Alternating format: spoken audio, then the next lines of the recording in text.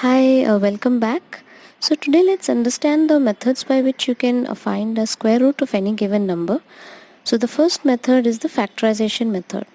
So let's begin by considering the example of finding square root of 5625.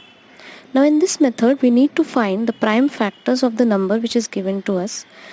You can also check out my earlier videos on HCF and LCM to better understand the factorization method. So following are the factors. Now from each pair of the same number we have to select only one since we are calculating the square root. So from 5 into 5 we'll write 1 5, then from the next pair another one. Similarly from the pair of 3 we'll write down 1. So we have square root of 5625 equal to 5 into 5 into 3, which is 75. So 75 is the square root of 5625.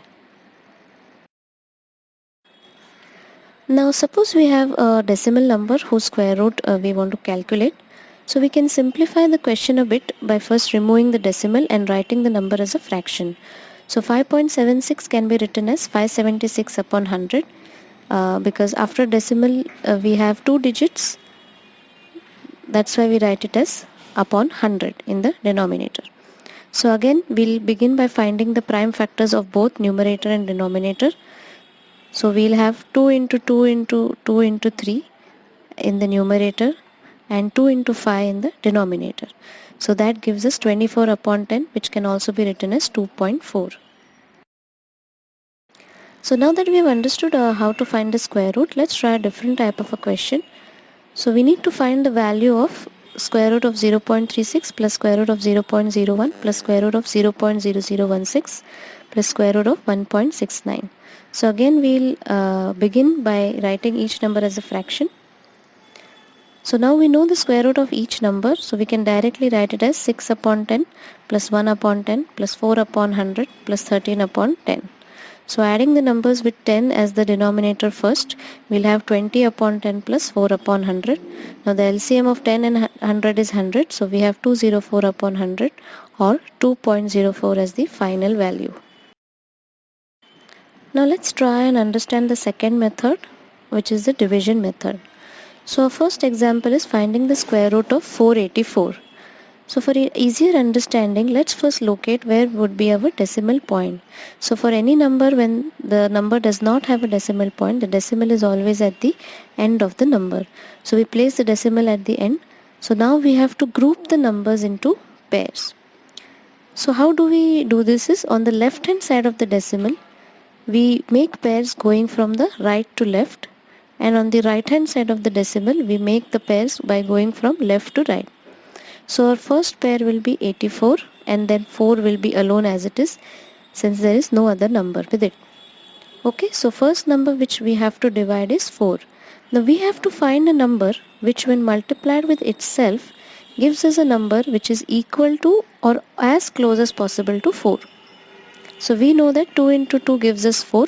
So we write that down. So that gives us the remainder as 0.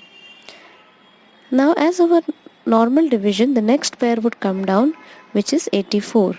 So now on the left hand side, what we are going to do is whatever number we had taken, that is in this case 2, we will be adding the same. So 2 plus 2 gives us 4. Now to divide 84, we have to add a digit in the units place next to 4 such that again we get a number closer or equal to 84. So we'll have to check like we can start with 41 into 1 or 42 into 2 or 43 into 3 and so on. So if you calculate, you'll realize that 42 into 2 gives us 84. So finally our remainder is 0. So now the quotient becomes our answer. So square root of 484 is 22. Now next let's calculate the square root of 7921. So we'll start by placing the decimal point at the end. So moving from right to left from the decimal point, we'll have two pairs, 21 and then 79. So let's begin by dividing our first pair, that is 79. So we can check starting from 2 into 2, 3 into 3 and so on. We know that 8 into 8 gives us 64 and 9 into 9 obviously will be greater than that. So we'll write 8 into 8 as 64, which gives us 15 as the remainder. Now the next pair 21 will be brought down. Now on the left hand side, 8 plus 8 gives us 16. So our new number is now 1521. So let's start again with 162 into 2, which gives us 324. So that's too far from 1521. So we can check further with 166 into 6, 168 into 8. So 169 into 9 is giving us exact 1521.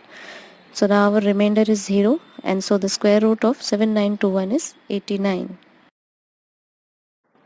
So now that you are understanding the division method, so let's take a decimal number now. So our next question is 457.96. So again, on the left hand side of the decimal point, we go from right to left. So our pairs are 57 and 4 will be as it is. On the other side of the decimal, we go from left to right. So 96 is our only pair. So again, 2 into 2 gives us 4. So our new number is 57. So now only 41 into 1 will be the closest number to 57, which will give us the remainder as 16. Now we'll put the decimal point as it is, and then 96 will be brought down. On the left, again adding 41 and 1, we have 42. So let's calculate which number will be closer to 1696. So after calculations, we'll observe that 424 into 4 will give us the exact number 1696. Therefore, the square root of 457.96 is 21.4. Now lastly, let's try and calculate the square root of a number which is not a perfect square. So let's take the example of 5. So since 5 is not a perfect square, obviously we won't get an exact square root. So we can round it off to up to 2 decimal places. So we'll write 5 as 5.000000. We can add as many zeros as we want, because we have to add the zeros or else we won't be able to solve it further. Now in this case, as we are rounding off to up to 2 decimal places, we'll add 3 pairs of zeros. So on the left of the decimal point, 5 is the only number, and on the other side we have the 3 pairs of zeros. So first is 2 into 2. So now we have the new number 100. Now 42 into 2 gives us 84, will be the closest number to 100. So our new number is 1600. So again 443 into 3 will give us 1329.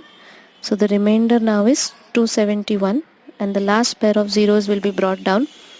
So 4466 into 6 gives us 26796. So now we have calculated up to 3 places after decimal. So since we have to round it off to up to 2 places, we'll check the third digit after decimal. So since it is greater than 5, so the second digit will get added by 1. So rounding it off, we will get 2.24 as the square root. So okay guys, hope this video was helpful, and thank you for watching.